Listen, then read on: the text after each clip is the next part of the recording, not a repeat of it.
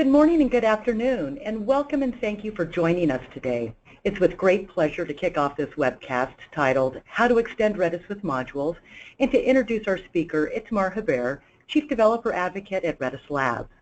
Over the next 45 minutes or so, you'll learn the vision for Redis modules and how you can leverage the Redis Modules API. Itamar will be answering questions throughout the broadcast, and at any given time, you could post a question using the Q&A tab on the console. This broadcast is being recorded, and a link will be sent to you for listening again and to share with your colleagues at any given moment. Again, thank you for joining us, and at this time, I'll send it over to Itamar. Itamar, take it away. Thank you, Sharon. Hi, everybody, and good evening to those who share my time zone. To kick things off, I'd like to get rid of all the introductions. So we are Redis, the open source in-memory database platform, and our hosts for this webinar, as well as my employer, Redis Labs, the open source's home and commercial provider of Redis, either as an on-prem software or as a software as a service on the cloud. Myself, Itamar Haber, as Sharon introduced me, and if you've ever wondered, maybe perhaps just now, what this title means, I don't know whether I can do or not, but I can try and teach people about Redis, and this is exactly what I want to today. I've prepared quite a few slides, and I am taking questions. That's the whole idea. This is a live webinar, so please feel free to interject and interrupt. I'll start off with the high-level view, and then we'll dive into some coding, but don't be afraid, we're not going to do too much of that. Before I get to talk about the core topic of our presentation today, our webinar, I want to take away a few things about Redis in case you're not familiar with it. It's an acronym for Remote Dictionary Server, and you pronounce it Redis. It's open source. You can take the source, you can change it, use it however you like, and it's primarily an in-memory database for 5 data structures plus 4 more, and maybe another one down the road.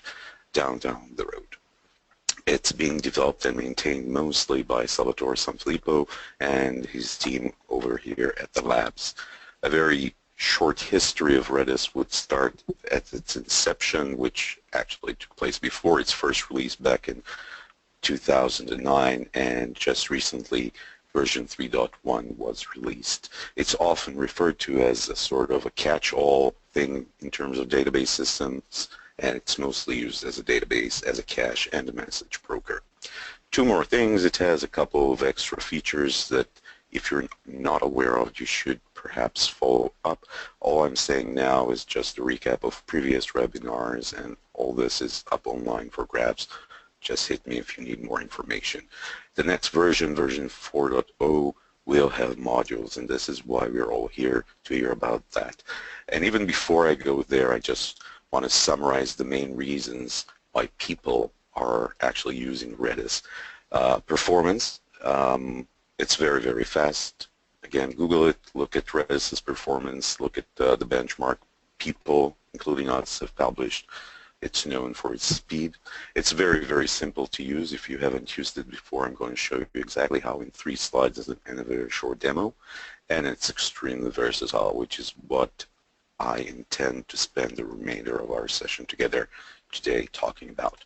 So performance, we said we won't talk about, but simplicity in terms of how to understand or how to grok Redis. This is basically what you need to know. It's a NoSQL, as in a non-schema, non-relational database.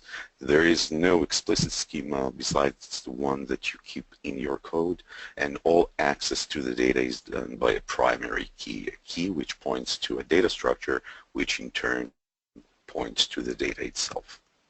Very simple indeed. These data structures that I've mentioned come in different names, and they came in different versions. I've put the version where the relevant data structure was introduced right next to the name of the data structure. So from version 1 we had strings, which are just strings, lists and sets. Then very quickly we added the sorted sets, and only in version 2 it may surprise you to know that we had the hash. These are like the 5 core data structures. Then we got some other nifty little things like bit arrays and bit fields, the HyperLogLog and the geosets. And all that has been like in the last few versions, but the next version is what we are aiming to get to, the modules. Let's just wrap up using Redis.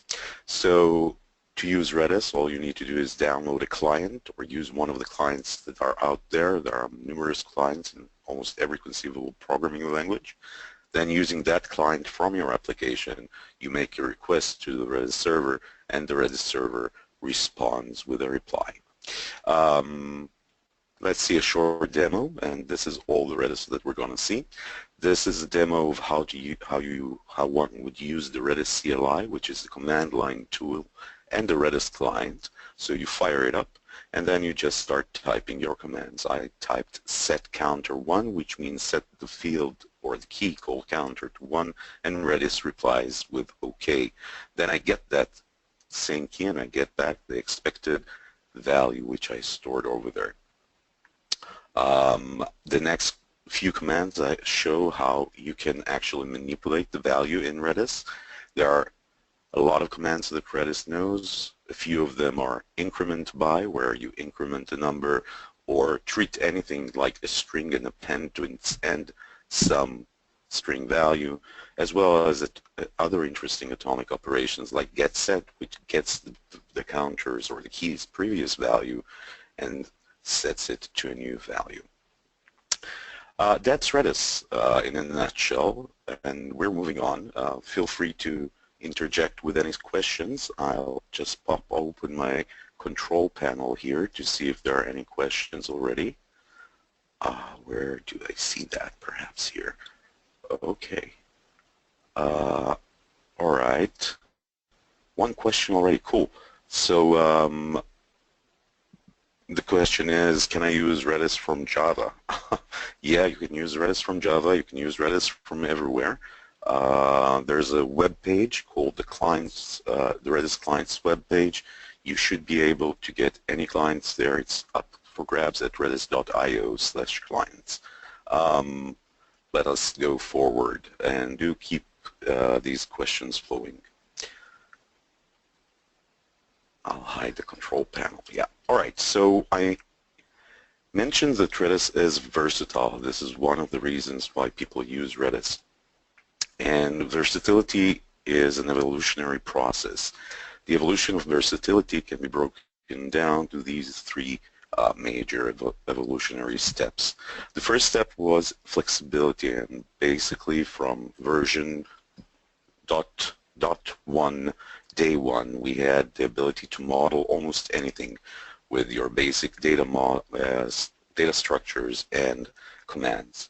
Then later on, with transactions and augmented by server-embedded Lua scripting, we were able to compose these data structures and commands into new atomic workflows that were executed at the server. Lastly, in terms of versatility's evolution, is the ability to extend Redis. This is done via modules, and these allow you to basically add whatever you want to Redis. So what are modules? You may be surprised to know that modules were first mentioned, although not by their specific names, but by reference of plugins, as early as the first release of Redis, where Salvatore, the creator of Redis, wrote it would be an interesting idea to add plugins to Redis. So it took a couple of years, and we got there, and we're here today. Before we had modules, we all know that Redis is your go-to solution, the ubiquitous answer for fast data, and it fits a lot of use cases. But some of these use cases Some of the use cases people try to use Redis for are special use cases, special kinds of problems. They have their own requirements and they need extra care. However, Redis, being an open source project, has its own agenda. And if you're a special care person or a special care user, what can you do? So you can either make a feature request to the community and hope someone will actually go and implement it to you. You can make a pull request and contribute this this request, but no one guarantees that it will be merged, or you can fork the project and maintain it yourself. All of these options are not really comfortable. So Redis with module is the same old Redis, still fits everything, but modules allow you to extend it and advance it and evolve it to the next step or the next phase where you need it to be, and basically open up the pave the way for a new community-driven ecosystem. And the quote, again from Salvatore, this is all I know to quote, is give power to the users to go faster. It's not as if Redis is going too slow, but some of us need to go in different routes and in different speeds. So what can you expect with modules? Nothing's impossible. Because the Redis modules are, technically speaking, dynamic libraries. You just load them up, or rather the Redis server loads them up for you when you ask it, and they contain additional native compiled code that is mostly written in C, but not necessarily only in C. Anything that can bind to C can be used theoretically. And because they are compiled code, they are nearly as fast as the core Redis commands and data structures. We are planning to release them, or the project is planned to be released first at the end of middle end of next quarter. With modules, you basically can process the data where it's at. You don't need to move the data from one place to another. Very much like Lua scripts, you, instead of reading the data to where your logic and CPU resides, you process it in place. So everything stands to gain a lot in terms of performance. They allow you to call core and other modules commands, or extend Redis with everything you want, and there are also plans for triggers and parallelization of commands. Lots of neat stuff. I wanted to demo a module for you, and a module that I'm going to use as an example. So if you'll note my screen, you'll see that the first line, I'm again using the Redis CLI. I'm using one of Redis's core commands. It's called Echo. It's a politically correct command. You can see that. And once I do echo, I just get back whatever I send to it. And you can see that when I echo alpha, I get back alpha. The next line says module load, and then I'm loading my module, which is called example. This is example.so is the name of the library that I've made. Redis loads it and says OK, and then I invoke the example.echo command, which is functionally wise just the same as the core command, but it's an echo command that I've written, and you can see that it behaves as expected. Just to get a taste of what this example module is like, the number of lines that it consists of is just 13 lines. There are 46 words in it and 520 characters, so it's not a big module. And the next two lines just show you how you can take this C file and compile it into the library. So without further ado, let's dive further into what makes the Redis modules API tick. Before that, let me check my questions and answers pane. Where did that go to?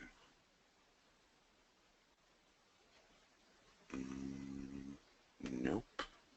Oh, here we go. When will version 4 will be released? So version 4 is expected to be released around the end of next quarter. So hopefully by the time in 3 months' time, we'll be able to talk about the next features, because this is going to be GA. Thank you. Next. All right. So the modules rely, the entire concept of the modules rely on the API, the application programming interface, which is where most of the development effort was made by the team. Everyone worked real hard just to stabilize it because it was important to get that right from the start.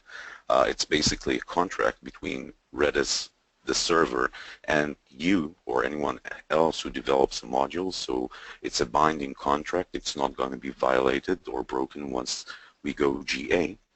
And it basically abstracts everything that Redis does in a way that allows you as a programmer to harness that for your own personal purposes.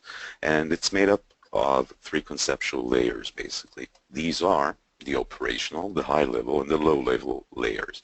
So the operational level layer of the API is basically everything that doesn't fit into the other two layers. So you got your everything that has to do with administration, like registering modules and their commands, managing your memory, replication, getting arguments, returning replies, all that we term operational. Then there's the high-level layer, which is basically made up of one single command. I'll show you that shortly. And it provides you client-like access to core Redis processes, so you basically interact with Redis from within using the same commands that you're used to work with Redis. This is very much like Lua, but a little faster. And then there's the low-level API, which gives you native access to everything that Redis holds, the core data structures as well as the raw memory. And we'll talk about that later. So you use these layers of the API to compose your module. What better way to show you how to use them than to show you an example? The same example I've shown you earlier, that example.c file, I'll now display. Luckily, it's a very short file, so it fits into one slide. It's still a screen full, a lot of code there, a lot of characters, 520. But we'll break it down. Let's go over that slowly and see what's important. The first thing you need to note is the first line, of course. And the first line is an include line. That's a pre-processor directive, which basically says I need this file. This is a header file that Redis provides us. This is something you take out of Redis's repository, and it's basically just a declaration of all the stuff that the API is made out of. So you include that file in your C program. Then the next thing you have to do in every module is this function, which is called the Redis Module onload function. This is a callback function which gets invoked whenever the module is loaded. So this function is like the bootstrapping, the onload event of the module. If you'll note, this function gets receives a single argument, the Redis module CTX, a pointer to the context, and the context is basically just the call execution context for the module, and it's used by most calls off to and from the Redis API, so you just pass it along. You don't have to know what's inside it. It's a black box, totally opaque. But Redis uses it internally for housekeeping and tracking all the things that interests it. Going back to our example, after we've included the file and defined our onload function, it's time to look at the body or the content of that function. So in the onload function, the callback function, we do two things. The first thing we do, we register our module, and the second thing we do, we register the module's command. So that's the first if, registration of the module. It's done with the method Redis module _init, and we give it a bunch of parameters, most importantly the context, the module's name, and basically that's the important stuff. And then the second if, basically we say create the command called example.echo and refer it to another function which is defined in this file called echo. So this is all it takes to just register your module in Redis or die trying to. Moving on, let's take a look at the actual command implementation. So this is the echo command. This is what I've composed, and I've mentioned this is an operational only module, so you're not doing anything with the high level or low level API. We're just like registering stuff and returning arguments. So this command here takes the argument it got and basically checks if the number of arguments is correct and just returns it using the Redis module underscore reply with string method back to the user as is. So a very simple module, still a very informational and an instructional one at that, showing you exactly how you can write your own module with 13 lines of code. Of course, the reply with family of functions allows you to return errors because everyone errors, also nulls, integers, all kinds of strings, arrays, and even replies from calls to other methods from the API, so you can reply with anything. Next on our agenda is the high-level API. Before that, let me just jump into my question pane. I see there are a couple of questions that have piled up, so that would be a good place to stop and look at them. How do I expand that? Okay. So if you haven't done so, yeah, could you show the example C source code briefly? Yeah, sure. Let me just scroll that back while I'm answering the other questions. And by the way, this presentation, as well as everything and a lot more, is online. Specifically, the presentation is at SlideShare. This example we've done in GitHub, so you can also grab it from there. All the links are at the end of the presentation, so and the entire webinar is recorded, so you can also watch it later on. And other questions: do you have any plan in the future to support modules not written in written in a different language, not C? Thank you. So yeah, sure. Modules, I've mentioned that earlier, modules are basically anything with C bindings. The easiest thing to do is to use C because to write modules it's native. You can very easily use C++ as well. You can, however, I guess, anything like Python has C bindings, so you can do that, anything that binds into C, or you can just use a very simple module wrapper to invoke any external process that you want. So yeah, sure, you can do anything. Last question for now: what happens when CDX is null on your call to module? I guess everything would fail. Yeah, nulls are painful. Perhaps the example is a little too simplistic, but you should, of course, verify it. Redis will not call you with a null CTX. You can count on that. So the high-level API. Up until now, it was only operational level API. Now we're moving to the high-level API. The high-level API, what it does is it runs a Redis command. The command can be any command. It could be a core Redis command or a command that was created by another module previously. It sort of creates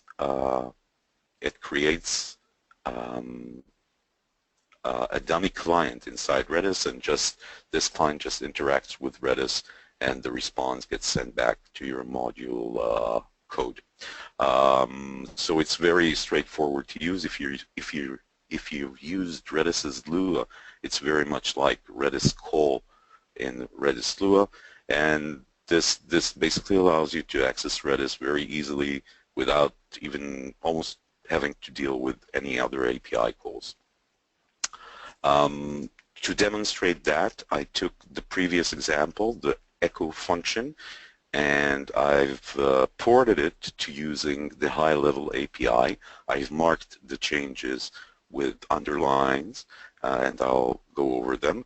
This example is not very practical. We're doing extra work here. We saw that we can just return the argument as is, but I want to show you how we call the core Redis echo command to do our bidding. So the first change you should note is that I'm calling something called Redis Module underscore auto memory. This tells Redis I want it to manage all my open keys, my allocations from the API. Very, very neat stuff, very greatly simplifying memory management for me.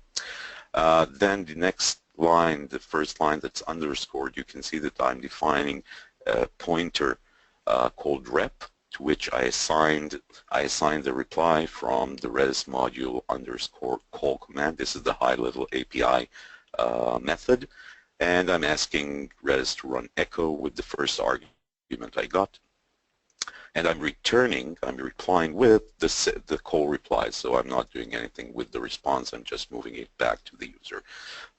As you can see, very, very easy to use, very, very straightforward, and the neat thing about it is that you can do even stuff that's still missing, you can still use in Redis through the high-level API if it's missing from the low-level API, as I'll discuss shortly. We've talked about the Redis module auto memory function. So right now what I'd like to do is like organize everything, and I've prepared a very detailed visualization of the low-level API and the high-level API, so everything will just like fit in your mind's eye. So what does Redis look like? Basically, this is my vision of Redis right there on the right-hand side of my screen.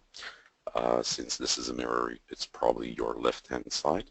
On the other side, we have the user who's using an app. Note the similarity between app and Redis, and also a washing machine. The app uses a client. The client is that little circle inside the app. It's a Redis client, and the client interacts or speaks with Redis using Redis's protocol. It says get foo. Redis gets this command. The command get foo gets parsed and broken down by Redis's core into its constituent parts, and then we go to the data, we fetch the data, and we return that. The core returns that to the application, and everything's great. This is what we've been doing up until today, up until now, without modules.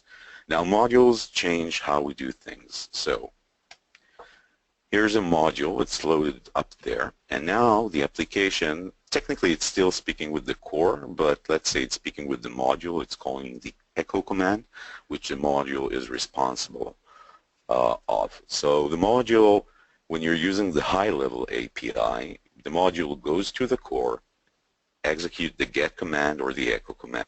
The core executes the command and then sends the command reply back to the module, which sends it to the app. Of course, this is much, much faster than anything we've had before, but still there is some redundancy. So, as its name implies, as well as where it's located, you can see the low-level API, which basically allows the module to just jump over the core. Again, this is very rough. It's not a drone to scale and dimension. It's sort of a sketch, but accessing the memories near native speeds if you're using the low-level API.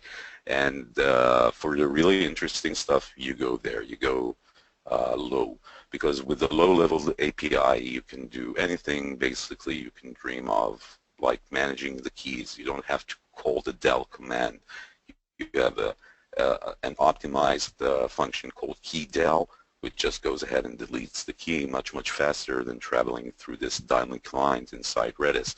And you can manipulate the core data structure. So if you want to go and pop a list, you don't issue an lpop or an rpop. You basically have this method called Redis Module List Pop, which needs lots of arguments, but one of them is where do you want to pop from, the head or the tail. And this is done much, much faster. On top of that, you've got very fine-grained control of replication. Some commands can be replicated as is, where some commands need to be replicated differently than what they're being run or as they're being run initially. One of my favorites, all-time favorites, is the DMA, the string DMA, which is an acronym for direct memory access. And basically you say, Redis, give me a pointer to a string stored inside a key, and Redis gives you back a pointer. and you can use that pointer to map your own struct, and voila, you have your own custom data type inside a string. Very, very powerful. It doesn't fit everything, but it fits almost any type of data structure that you'd want to do. Any type of simple data structure up to half a gig in space. And if that's not enough, you can actually go and create your own data types. You can tell Redis, I have this data type, it's a new data type, you've never seen it before, you just give me the space, this is how much I need. Whenever people are asking to do something with it, come here and I'll do it in my module.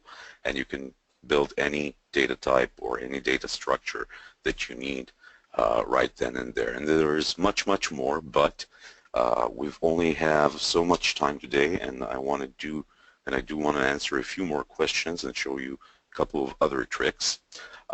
So if anything I've said up until now, like made you want to go ahead and do it yourself, I really urge you to. It's the most exciting thing that's happened in Redis since the last version, at least. And what you should do is just grab the unstable version, read some of the documentation. Again, everything is at the end of this presentation, so you can go there for reference. And you can also use our very own SDK to jumpstart the process. Before taking any questions, if you ever ask yourself why bother with modules, I've prepared this benchmark, again, very scientifically. And we've measured the time it takes to sum 1 million, yes, that's 1 and 6 zeros after it, 1 million elements in a sorted set, taking their score and summing them. So that's one task we could think of. And we tested this in 4 different ways. On the right-hand side, you can see that we use the Python script that does the job. We run it locally, so the results are comparable to the embedded Lua script. Roughly the same time, of course, under normal conditions, this Python script would be run from remote, so you'd have to add all the network latency to that. Then the last 2 columns are the high and low API levels, and you can see that while the high API performs slightly better than the Lua script and the Python, the low-level API really beats everything and takes less than 1/10 of the time to do the same job. So this should serve as a sort of a reason why you want to go there and invest the time brushing up on your C and trying to compile all these pointers. You should remember, however, that on average about, well, you know how to read. But that leads me to my next subject. So before I do that, let's see if there are any other questions. Popping up the panel. I know it looks like I'm idling, but there's actually something I'm doing here. Where was I? Okay, so do modules run? Oh, hi there. I know you. Do modules run in some kind of protected environment, or can they easily crash the entire Redis server? Very good question, my friend. No, modules are not protected. Modules are actually very can be used for anything. You can crash your Redis server very easily. God knows how many times I've done that. They actually allow you to do anything you can do from code. So it's not only Redis that is at risk, but also the actual server you're running it on. So, and that's, by the way, the same with Redis and the same with running Redis commands. Some of the commands that Redis supports are quite dangerous, and just giving access to Redis to someone who's unauthorized is very risky business. Modules just increase that risk or open up new ways to misuse things. So any module that you run needs to be checked thoroughly if you're going to use it in production. And I'll get to that a little later. When do we need to write a module for Redis? That's a new question. Thank you. When do we need to write a module for Redis? What use case? So basically everything, I'll show you some use cases, I think. That's the next thing we're going to do, right? This is a perfect question. It just leads me up to the next topic. All right, what are the use cases? The my use cases, or some of the use cases I chose to present to you today, are the probabilistic data structures. Basically, if you know how to count, then you know about this. But taking off where this leaves us, you can also say that there are three kinds of data structures: those who can count, those who can't count, and those who both can and can't count at the same time. And what I mean is that these data structures of the third kind, well, basically you can count almost anything and accurately, but when it comes to practice, sometimes it's nearly impossible. And as an example, I know I'm not the first one to give it, but it's a good example. So here's a use case. You want to know the number of unique visitors that came to your website or are in your logs or whatever. You want to count unique stuff. The trivial approach is, of course, storing every user or every unique item and then counting them. However, the space requirement for that kind of strategy could grow very quickly out of hand and fails at scale. So there are alternatives like estimating the answer, and Redis's HyperLogLog data structure is a great example for that, because this is exactly what it does. It provides a good estimate within a bound error and a very small footprint in terms of space for the question of how the cardinality of the set, how big is this set. So a very good use case for modules is to use them as models for probabilistic data structures. Other use cases, by the way, could be anything where you find Redis not good enough or lacking, or I wish Redis would have done this differently, whether it's two commands that you think should be melded together into one, or whether it's a new way to call a command.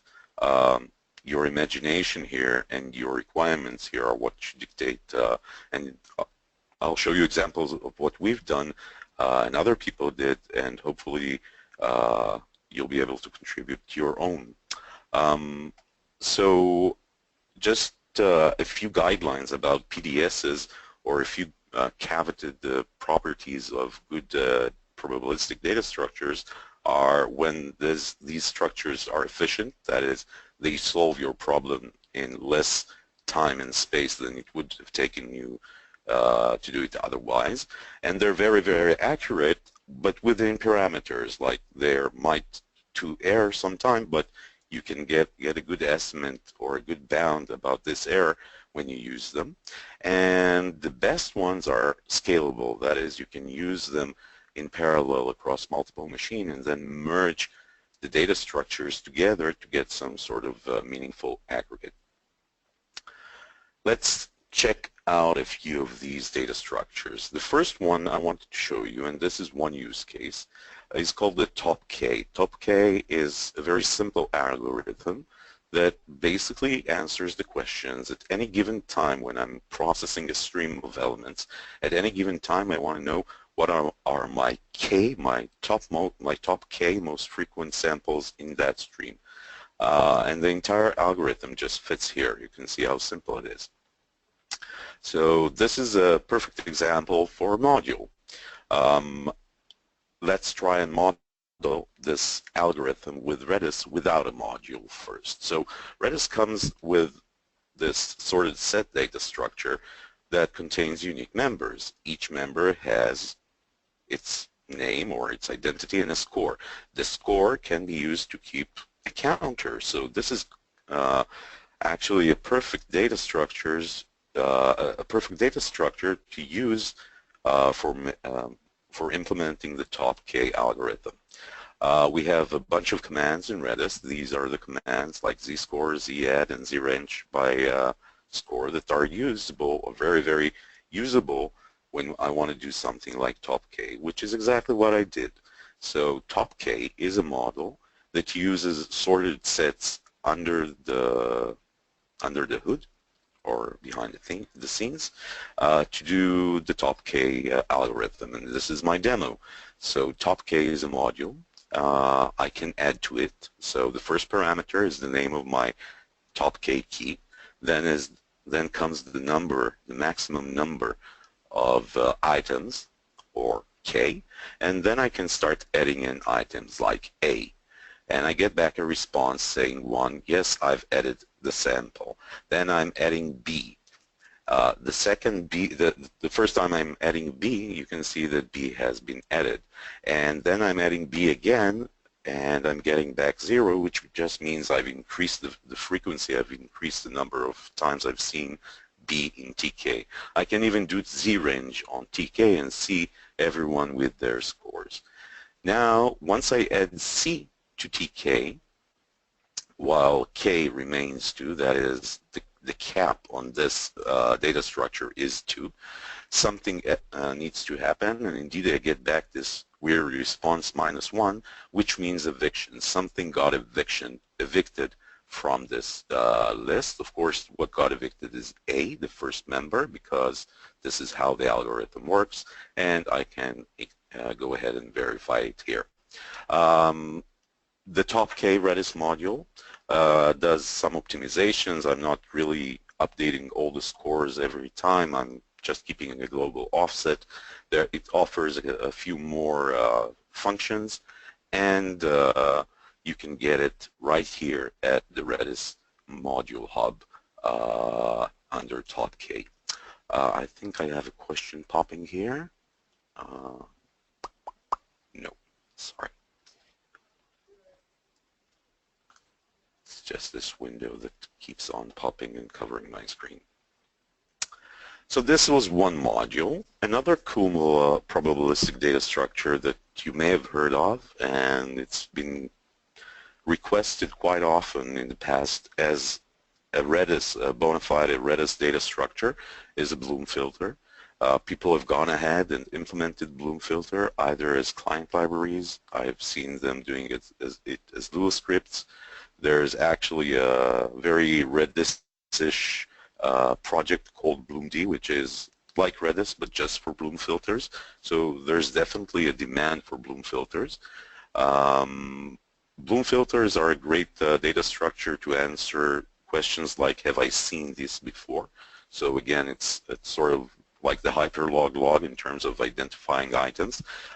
They're good for avoiding hard work in the sense that if you want to go and look for something in a database, and fetching something from the database, as we all know, is considered an expensive operation, you can gain a lot by saving everything in a Bloom filter, and before going to the database, just checking in the Bloom filter. It's a much simpler operation, and according to the reply you get, you can decide whether you want to go to the database or not. I'm not going to go into how Bloom filters actually work. There's a lot of documentation and on the subject. I do have a short demo here which shows you how the module that does Bloom filters works. So it works basically as you would expect it to, like any other Redis command. You give it a name of a key. In this case, we gave it Bloom, and then you start adding samples to it, and you can check for them. 1 means I've seen it before, C means I haven't seen it before.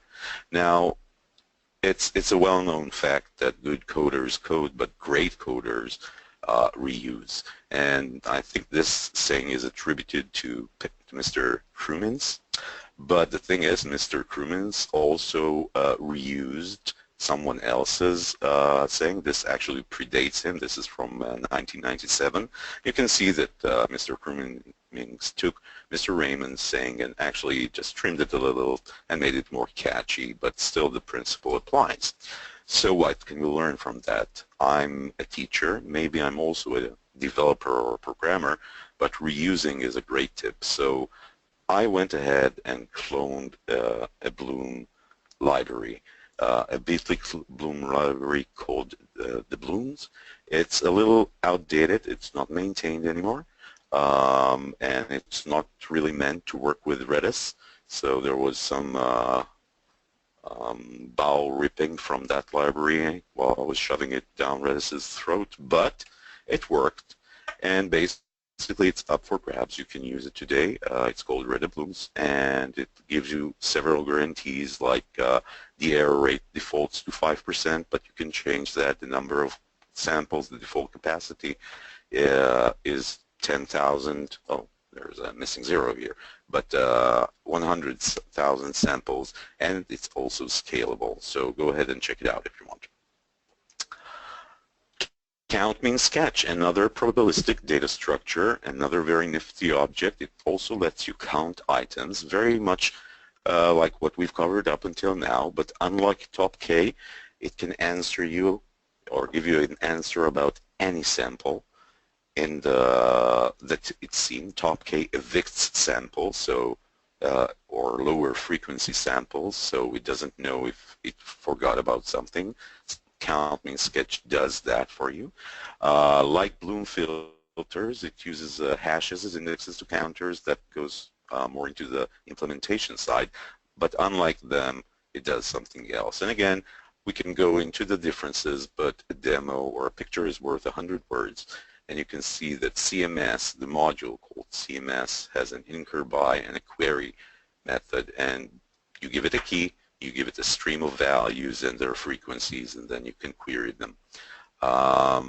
It uses 16 bits registers. It has defaults, errors, and probabilities, which are, if you don't want to use the defaults, you can overwrite them, of course. This is basically a very straightforward implementation right off the paper from Gordon, who invented, I think, no, Gordon, I don't remember his name, but that guy who did that. Last but not least is the T-Digest module, which is personally my favorite. First, because I didn't write it. A very skilled person called Usman Masood did, and it's actually the first community contributed data type or module out there. He's the first guy who went and used the custom data types to build something.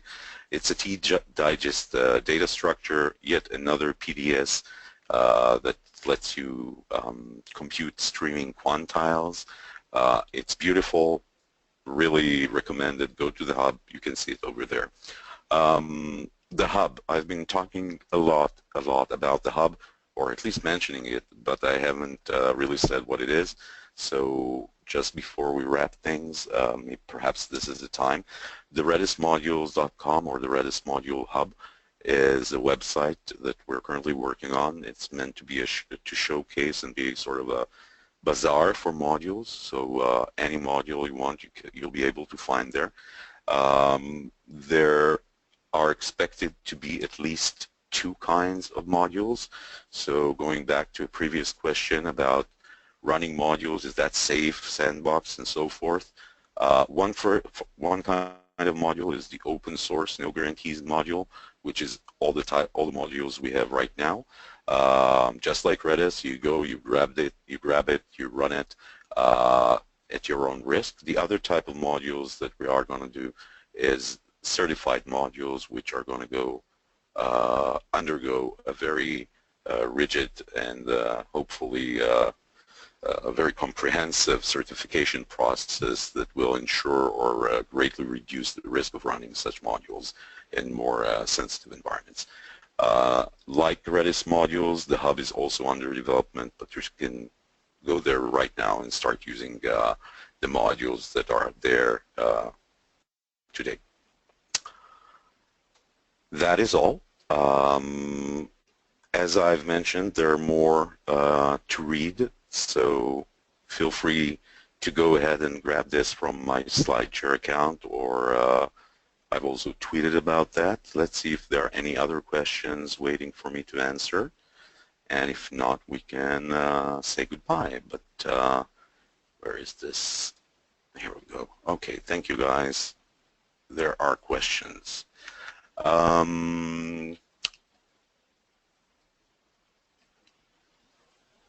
Okay, so I stopped here. Will we see future commands from Redis? Oh, oh, all right, sorry. So will version 4 of Redis still be single threaded, I guess? Yeah. So the question I have here is whether version 4 is going to be single threaded.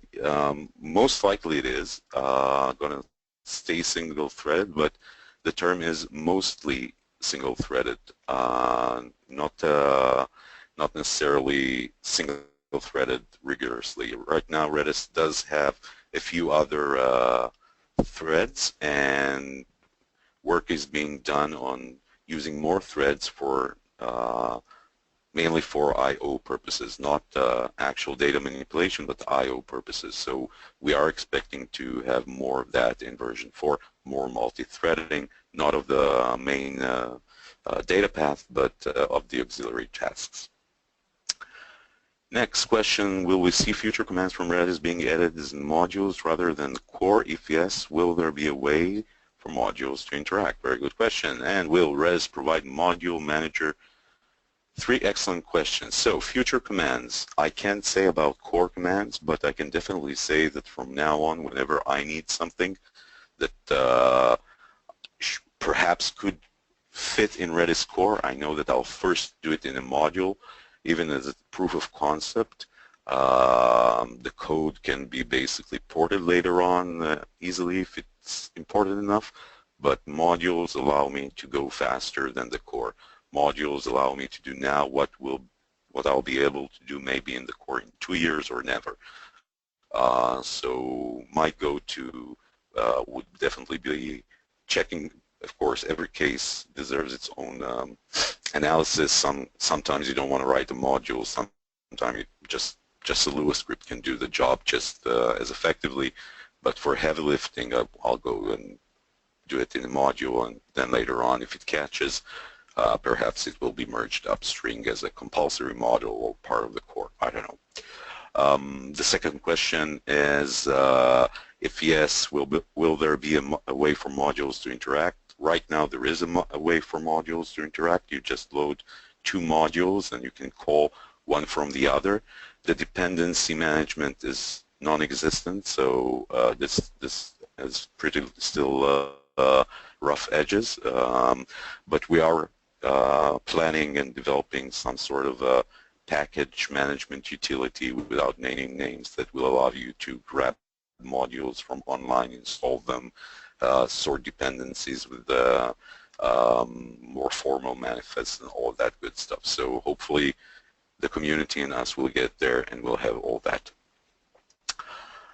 Next question, are there any known issues running modules across a distributed cluster? No, there aren't. Modules currently, however, just know how to run on a single node.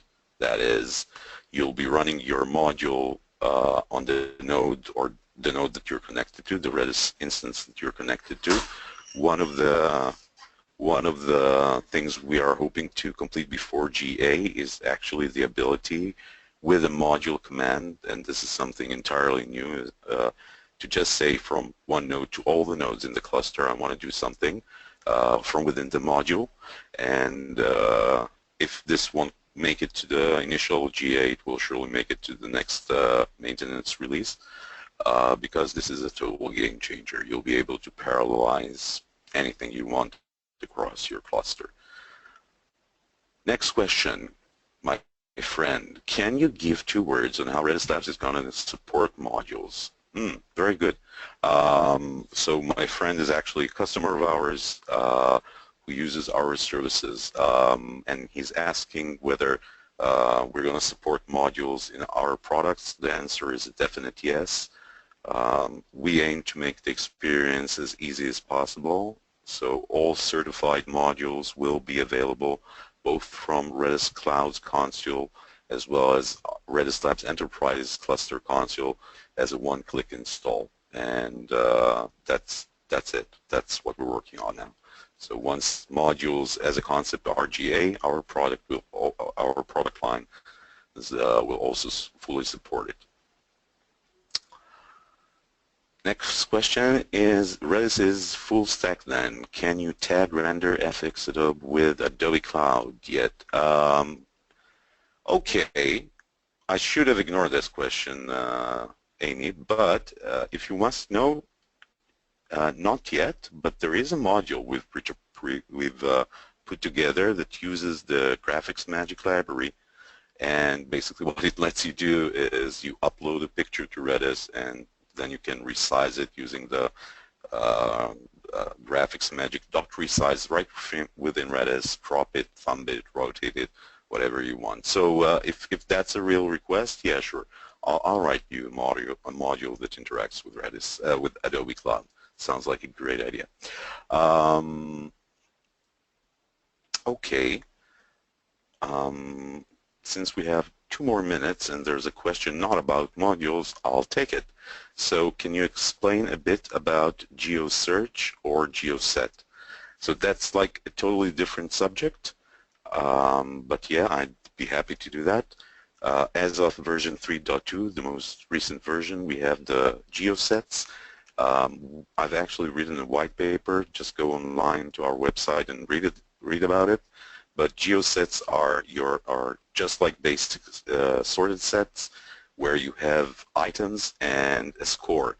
Only in GeoSets case, the score is a special score. It's actually an encoding using an algorithm or a method called geohashing of the coordinates of each item. So you have a GeoSet is a sorted set where the scores are coordinates. So once you have that in place, you can just put things in your GeoSet and then ask Redis, okay, which items have this and that score? When we're talking about coordinates on or spatial geometry, the coordinate, the most common way to ask this question is doing it by radius. So Redis provides you a method to search GeoSets by radius. You give it a point and a radius, and then Redis returns to you optimally and efficiently all the elements that are stored within that radius. This can be used for many, many purposes, and it's not that I like to push my own stuff, but the white paper that I mentioned earlier has a lot of examples on how you can build on that and extend on that, actually not using modules, using Lua. If I would have written it today, it would probably be using modules. All right, no more questions. Thank you very much. Oh, yeah, can you list your slide share? Yeah, sure. If you want my slide share, it's slideshare.net/Itamar right here. I'm putting it up on the screen. The last presentation is the presentation that you've seen. It's right here. So download it. Thank you everybody for attending this webinar. I hope to see you the next time we do something like this again. And feel free to reach out with any question about modules, Redis, or life.